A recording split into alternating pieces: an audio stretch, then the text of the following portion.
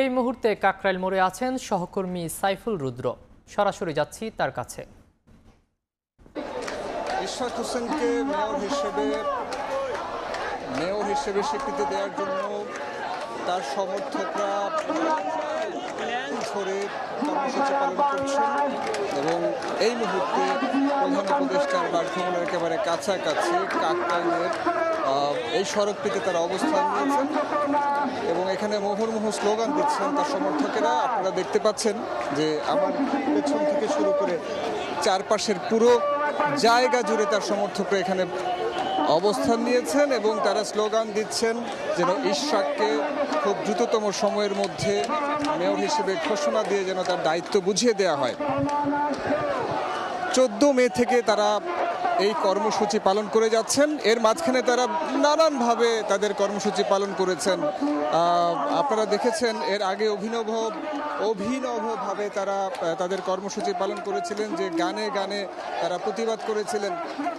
তারা যে কথাগুলো বলছেন যে অনির্বাচিত প্রশাসক সিটি কর্পোরেশনে বসে আছে, সেটি যেন খুব দ্রুততম সময়ের মধ্যে সরানো হয় এবং সরিয়ে আদালত যাকে মেয়র হিসেবে ঘোষণা দিয়েছে তাকে যেন মেয়রের দায়িত্ব বুঝিয়ে দেওয়া হয়। এই দাবিতে তারা গত 7 দিন ধরে এই আজকের দিন সহ এটা তাদের 8ম দিনের কর্মসূচি চলছে। আরও একটু তথ্য আপনাদেরকে জানিয়ে রাখি যে 2020 সালের 1 ফেব্রুয়ারি ঢাকা দক্ষিণ সিটি কর্পোরেশনের যে বিতর্কিত নির্বাচন অনুষ্ঠিত হয়েছিল, সেই নির্বাচনে বিএনপি প্রার্থী ইশরাক হোসেনকে 2.25 লাখ ভোটের ব্যবধানে হারিয়ে আওয়ামী লীগের প্রার্থী শেখ ফজলে নূর তাপসকে বিজয়ী ঘোষণা করা হয়েছিল। তো গত 27 মার্চ ঢাকা দক্ষিণ সিটি কর্পোরেশনের 2020 সালের নির্বাচনে ফজলে নূর তাপসকে বিজয়ী ঘোষণার যে সেই ফলাফল বাতিল করে বিএনপি নেতা ইশরাককে মেয়র ঘোষণা করেন ঢাকার প্রথম যুগ্ম জেলা জজ ও নির্বাচনী ট্রাইব্যুনালের বিচারক মোহাম্মদ নুরুল ইসলাম। এরপর ট্রাইব্যুনালের রায়ের অনুলিপি পেয়ে গত 22 এপ্রিল গেজেট প্রকাশের বিষয়ে আইন মন্ত্রণালয়ের পরামর্শ চায় সাংবিধানিক সংস্থাটি। এরপর 27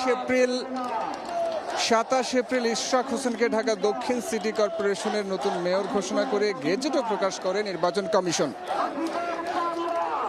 তারপর থেকে ইশরাক হোসেনকে দায়িত্ব বুঝিয়ে দেওয়ার জন্য, মেয়র হিসেবে সিটি কর্পোরেশনে বসানোর জন্য, তার দায়িত্ব পালনের জন্য তার সমর্থকরা একের পর এক কর্মসূচি পালন করে যাচ্ছেন এবং আপনাদেরকে আগেও বলেছি যে 7ম দিন শেষ করে তারা 8ম দিনের মধ্যে তাদের কর্মসূচি পালন করছেন। তো এই ছিল কাকরাইল থেকে এই মুহূর্তে আমার কাছে থাকা তথ্য।